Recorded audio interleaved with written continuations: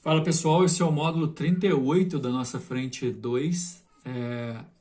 É a continuação dos estudos sobre ondas e para a gente poder mudar um pouco a abordagem, a partir do módulo 39, a gente vai falar de alguns fenômenos e algumas grandezas relativas à onda, que são um pouco mais complexos do que o que a gente viu até agora. Só que para poder fazer essa transição, vale a pena a gente passar pelo módulo 38, apesar desse módulo 38 ter o título de exercícios gerais sobre ondas, tem várias considerações que a gente deve fazer em relação ao conceito de onda, aos principais exemplos e classificações, ok? Então, só para garantir que o entendimento seja interessante para vocês, lembra que a maioria dos conceitos, se não todos os conceitos que a gente vai ver nesse módulo 38, são conceitos já vistos, portanto, prestem atenção, mais uma oportunidade de a gente repetir aquilo que já falou e dessa forma o conceito ficar bem mais fixo aí na ideia. Então vamos lá. A propriedade fundamental das ondas diz que uma onda promove transmissão de energia sem propagação de matéria. Essa propriedade fundamental é a principal propriedade de onda. Sem distinção, qualquer tipo de onda transmite energia sem transmitir matéria. Inclusive, quando a gente fala da propagação da onda, a gente fala exatamente de para onde essa energia está indo, né? Seja ela uma onda mecânica ou eletromagnética, seja uma onda de qualquer que seja a dimensão, de qualquer que seja a sua classificação em relação à vibração, transmite energia sem a transmissão de matéria.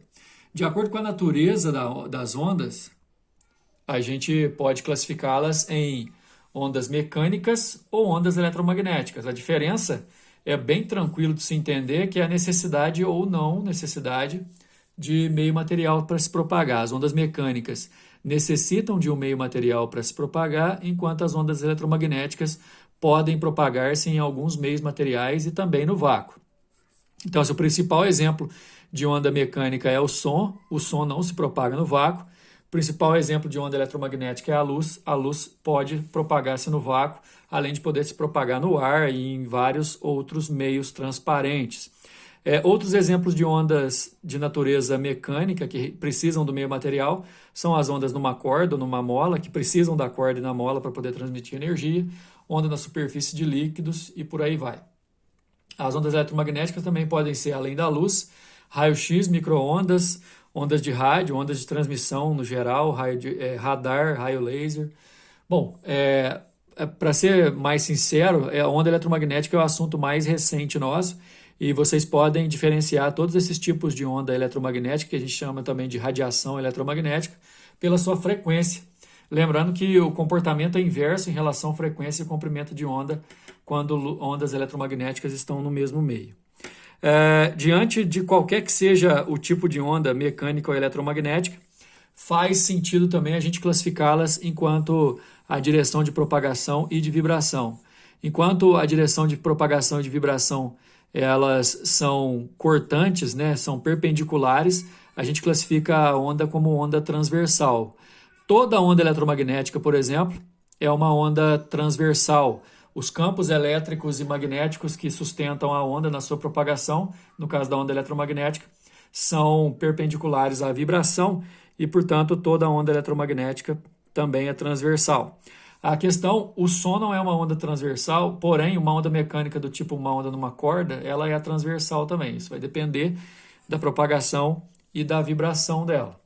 Em relação à propagação e à vibração, quando são paralelas, a onda é classificada como ondas longitudinais.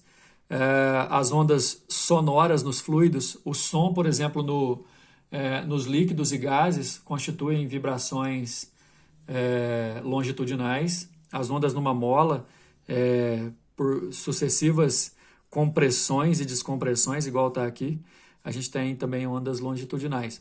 Misturando tudo, a gente pode ter as ondas na superfície de líquido, que são as ondas mistas, que tem a vibração circular. A título de curiosidade, as duas principais ondas são luz e som.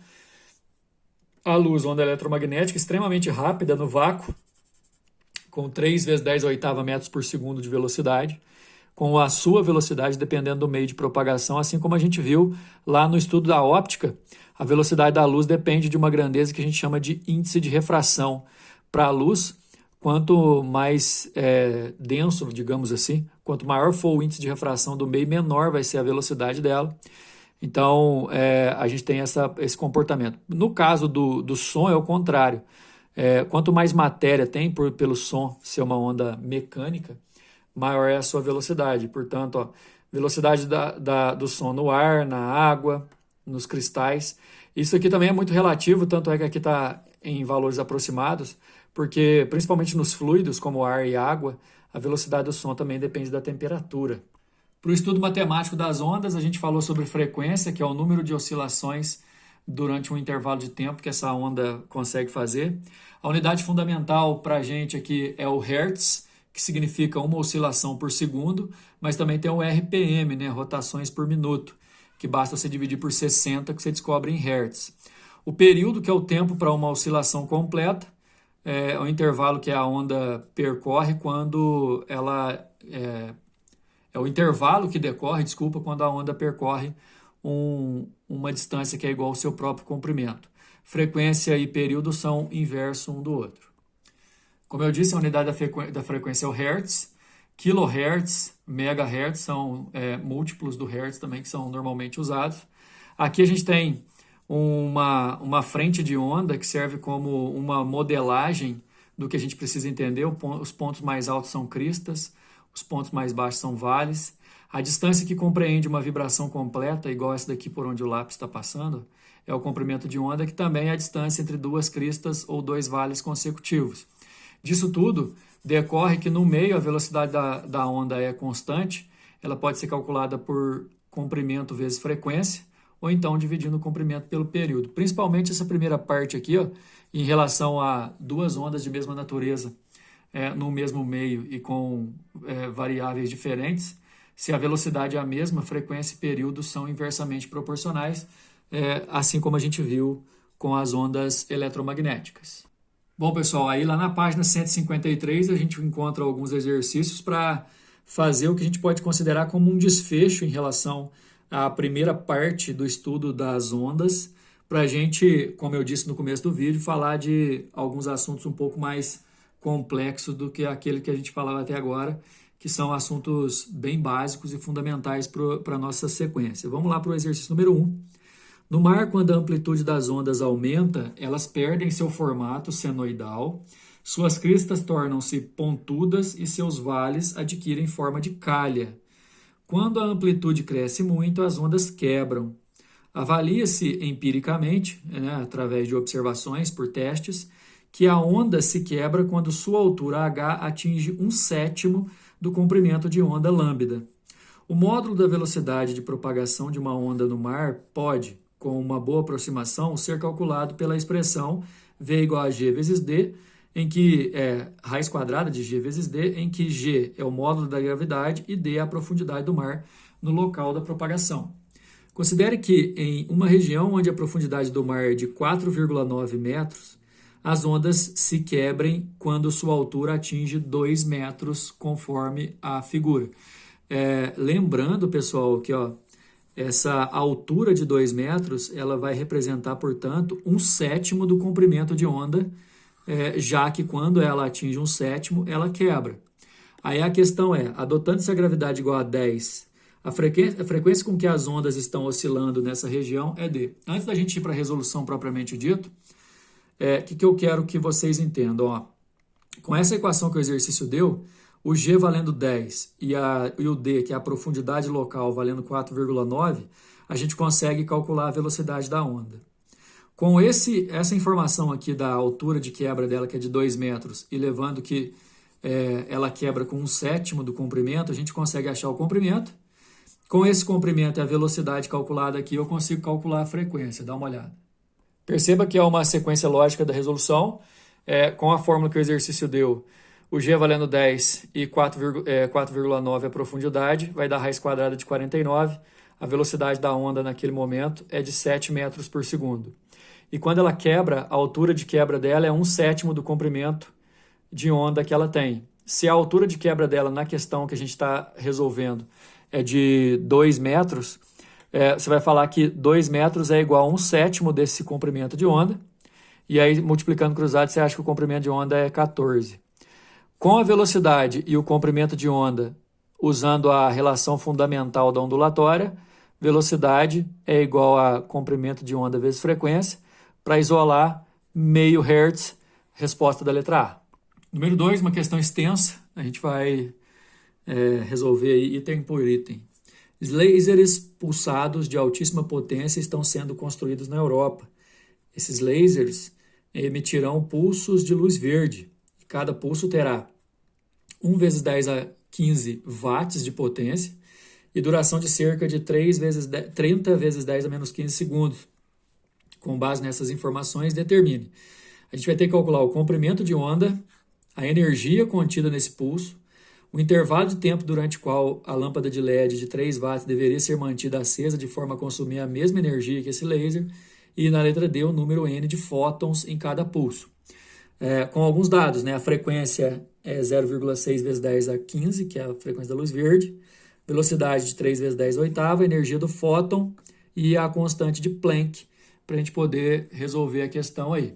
Já na letra A, olha só, para calcular o comprimento de onda, eu vou usar a equação fundamental, V igual a lambda F, e o que é normal, não é essencial isso aqui da questão, mas é normal, pessoal, chamar a velocidade da luz de C, essa constante de 3 vezes 10 a oitava metros por segundo. E como ele quer o comprimento de onda da letra A, eu vou isolar o comprimento de onda aqui, ó, passando a frequência dividindo.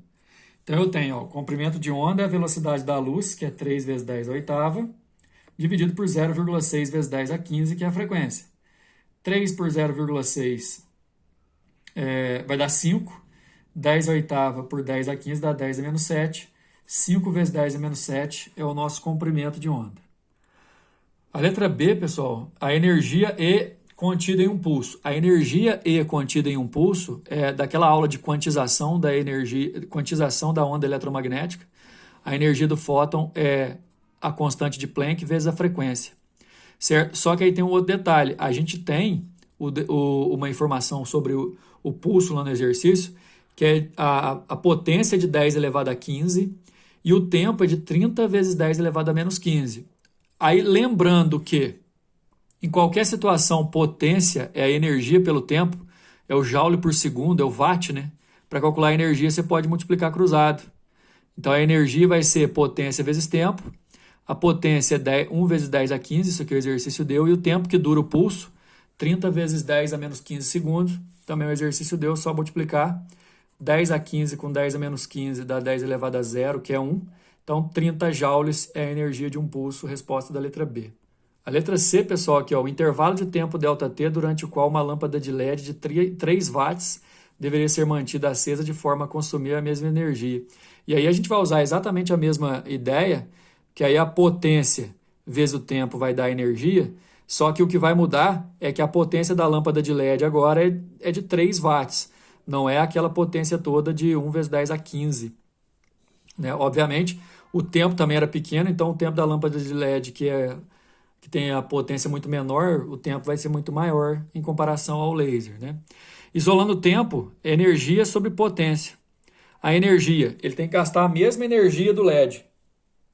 O LED tem que gastar a mesma energia do laser. Então, 30, que a gente calculou lá na letra B, dividido pela potência, que é 3, são 10 segundos, a resposta da letra C. A letra D, pessoal, perguntou o número de fótons que tem em cada pulso.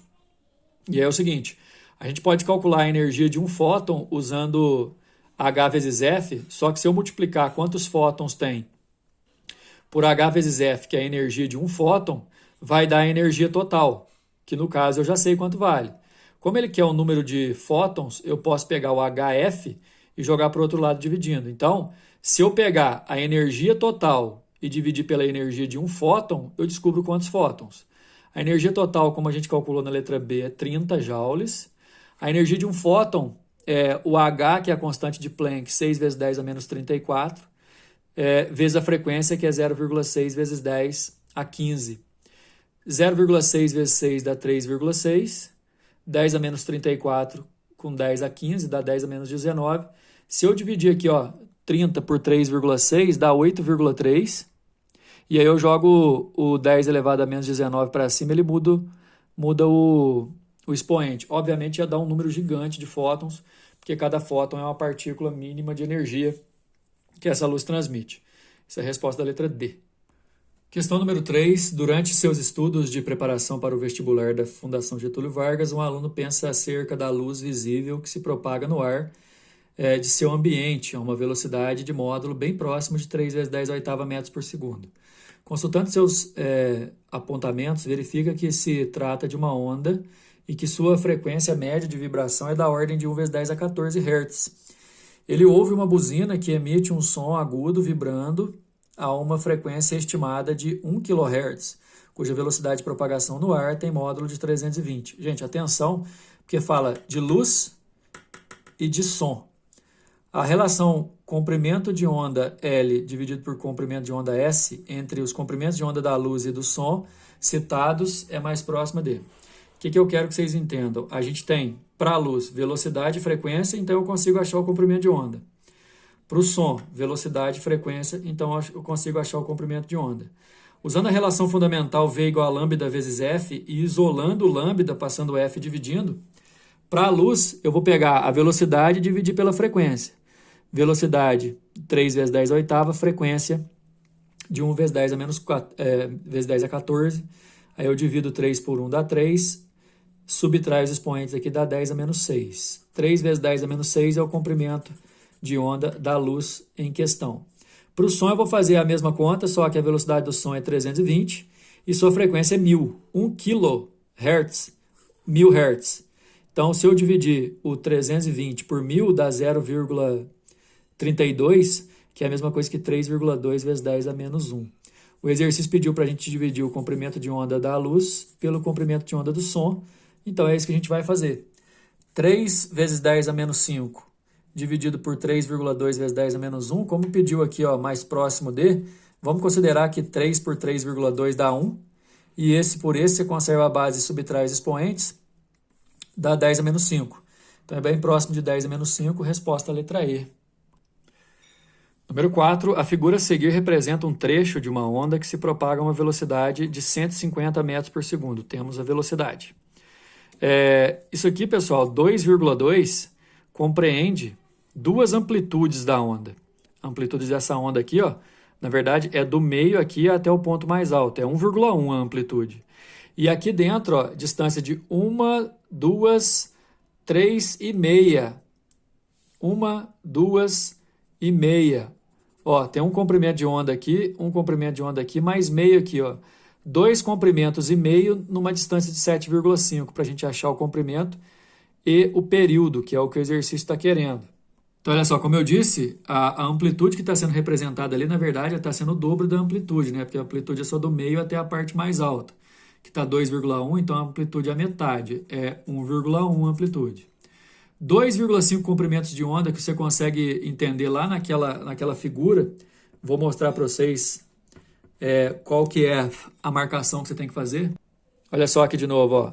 Aqui entre duas cristas, um comprimento, outro comprimento e aqui metade. Então dá 2 comprimentos e meio igual a 7,5 centímetros. Então eu posso escrever 2,5 igual a lambda, vezes lambda igual a 7,5, passa dividindo, então dá 3. O comprimento de onda é 3.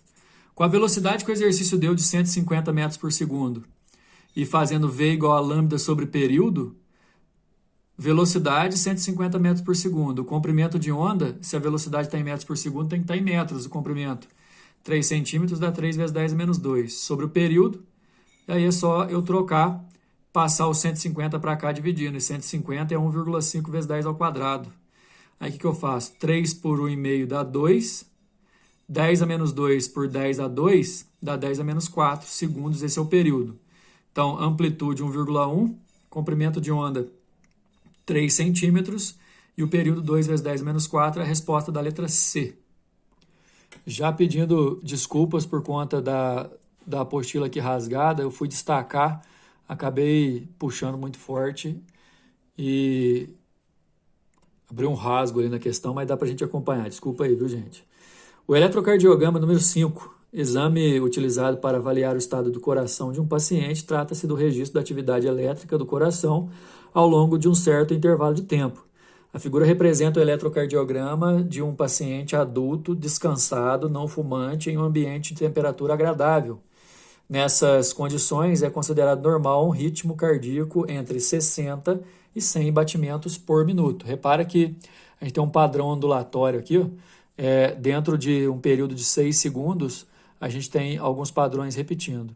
Com base no eletrocardiograma apresentado, identifica-se que a frequência cardíaca no paciente Você pode olhar aqui, cada ápice que tem aqui no nosso eletrocardiograma é uma batida do coração. Então, a gente pode fazer uma projeção. Ó. Em 6 segundos, que é o intervalo que o gráfico mostra, foram 3 batidas. Se eu tenho 6 segundos, 3 batidas, em 1 minuto, que vai ser 10 vezes esse tempo, eu vou ter 10 vezes essas batidas, ou seja, 30 batidas que estão muito abaixo do valor ideal, resposta à letra C, ok? Assim a gente termina esse módulo. Próximo módulo, módulo 39, nós vamos falar sobre potência e intensidade de onda, um assunto um pouquinho mais complexo, mas que a gente precisa bastante para evoluir aí dentro dos conceitos. Até mais!